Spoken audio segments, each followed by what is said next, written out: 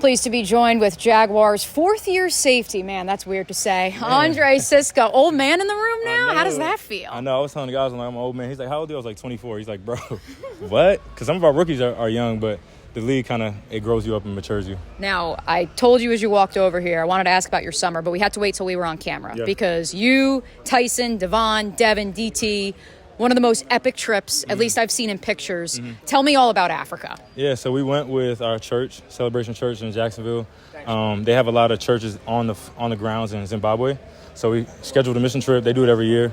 And so we all went. We all big believers, all very involved in the church.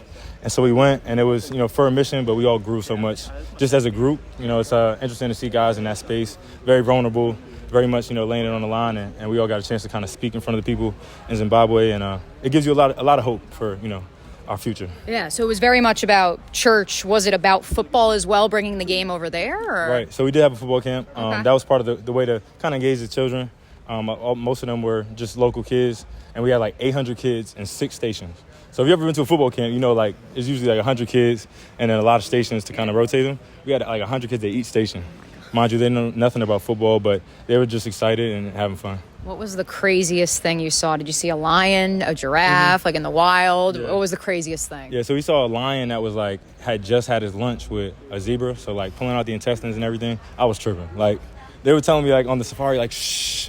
I was like, oh my God, look at his intestine. You know what I mean? But my video was great. I don't know. I didn't post it, actually. It's a little creepy, but okay. All right. We'll get that out there on the IG soon. Yeah. You posted on IG, speaking of, that you were baptized a year ago this week. When you look back at where you were your first year in Jacksonville, emotionally, mentally, physically, to where you are now entering year 4, how would you describe it? It's night and day. I always know that Jacksonville was a place I kind of really matured and grew up. I think just looking back on these past 4 years, night and day from who I was. I think it's funny, you come in like a kid, you're actually a kid, 21, you don't know anything. And so you're given a lot, an abundance of resources and access. And so you got a chance to kind of misuse it or use it in the right way. And so to be able to kind of surround myself around guys that know how to use it in the right way, I say Jacksonville is kind of the place for that compared to guys I know in other cities. You kind of just see that this team has more of an awareness of the right thing to do. We got a lot of guys that just righteous, upstanding men. So it's good to take that example. And like I said, much different man than I was. Yeah. Passed him on your walk over here, Tyson Campbell. What does Brody mean to you?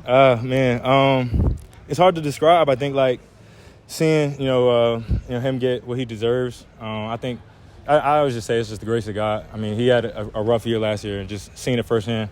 We go through a lot. Sometimes you don't know what's going to pay off, but God had a plan for him, and it's just really cool to just see him. Like I said, get what he deserves. He's one of the best corner in the league, if you ask me, and just everything he has is so natural, so humble, really exciting dude to be around. I think to the outsiders he's very quiet, but he's honestly one of the most funniest people. So just getting to know him more, you kind of see why he is who he is and how he got here. Let's build off that. You said last year wasn't what he wanted. Last year, I think for you too, the injuries. I mean, do you use that as kind of the reason for why last year didn't go according to plan, or how have you two kind of fueled what happened last year in your training together and also individually? Yeah, I think, you kind of factor in, what did I do last year? What was I dealing with? I think the biggest thing is what were you dealing with off the field? I think, when I look at myself, I say there were some hidden stressors in my life that maybe I didn't get to eliminate. So I think now, going into this year, being able to eliminate some of those stressors. And I was dealing with a lot. My dad had just passed before camp last year. Sometimes those things linger in ways you don't understand. So I look back on last year as a lesson. Really, it was my second year starting. So I really look at it a sophomore year in college. And I'm going to my 3rd year now, and my mind is a lot more clear. Yeah, I think that's something Doug's really preached. I know with Trevor, but also with you guys. It's okay to still be growing as you enter year 3 as a starter. Right. No, I mean, exactly. There's just so much to learn in this league. And, watching film and doing it in practice is one thing, but getting it on game day, being in those high-pressure situations, and then even battling through injury, that mental capacity has to be tested through battle. So Tyson gets paid yesterday. We talked about the emotions for seeing him get what he earned. Trevor gets paid earlier this offseason. For you, have you had conversations? Has your team had conversations? Where is your mind at in terms of entering this contract year? My mind is just just give it all I got. Be with the Jaguars for this year, with everything I got. Business might take place, but the for me, my mindset is I'm going to be a Jag. You know what I mean? And that's how you got to go into these situations, because if not, you kind of look like you 1 foot in, 1 foot out. And people can see that when you play. People can see that in practice.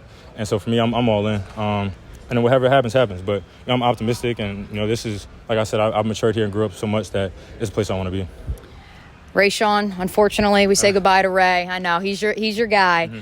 So you really are like the leader now of that room next to Dewey and DT, of course. Mm-hmm. How would you describe your role comparatively to this time a year ago?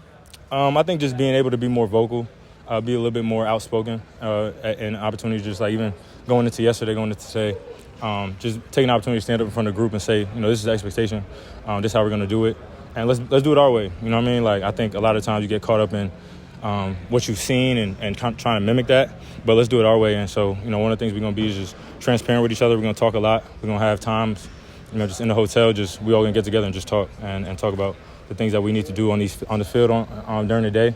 But you only get so much time out here. So let's gel as a group. Let's allow guys that even don't make the team to grow during this time. One more for you, Andre. Ryan Nielsen comes in. Chris Richard comes in.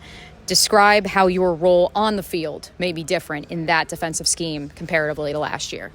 I think, Coach Richard is just a great developer of talent.